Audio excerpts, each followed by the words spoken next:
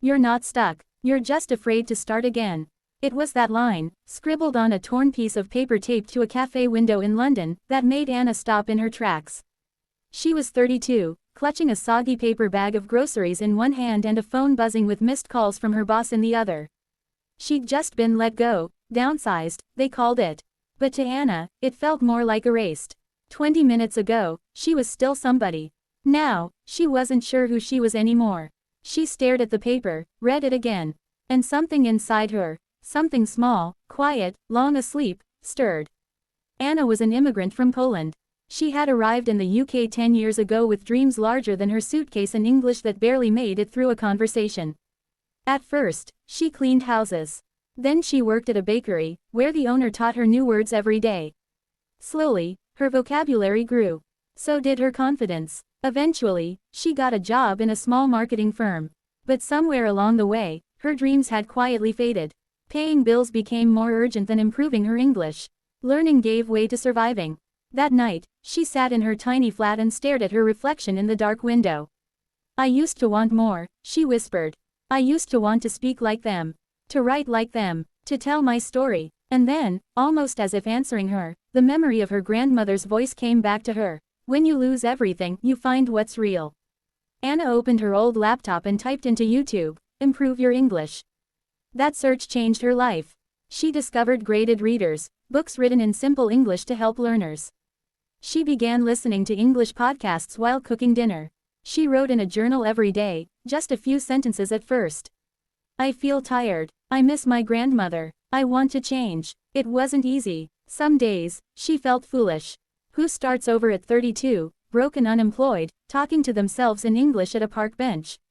But Anna kept going. She joined an online English conversation group.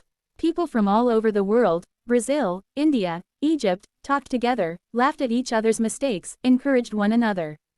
For the first time in years, Anna felt seen.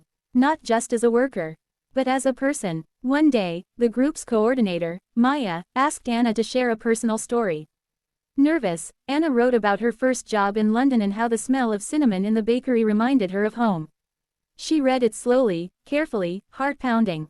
When she finished, there was silence. Then applause. Real, heartfelt applause, virtual claps and comments flooding in. That was beautiful, Anna. You should write more. I felt like I was there. That night, Anna cried, not from sadness, but from the weight she had been carrying all these years. She realized something. Learning English wasn't just about words.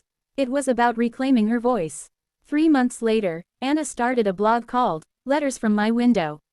She wrote about her journey, her struggles, the words that confused her, and the ones that made her smile. Her story began to reach others, immigrants, students, lonely hearts across the world who felt exactly like she had. Her posts were simple, but honest. Emotional. Real. A year after she lost her job, she got an email from a publisher specializing in language learning materials. We love your blog. Have you ever thought about writing a book? She stared at the screen in disbelief. Then she smiled. I am now, she whispered. Message. Anna's story is not just about learning English. It's about finding yourself when you feel lost. About daring to begin again, no matter your age or situation. You don't need perfect grammar to speak from the heart. You need courage. So, if you're listening to this and wondering if it's too late to change your life, it's not. You're not stuck. You're just one brave decision away from a new beginning. Start small. Listen, speak, read, write, even if it's just one word today. Even if your voice shakes.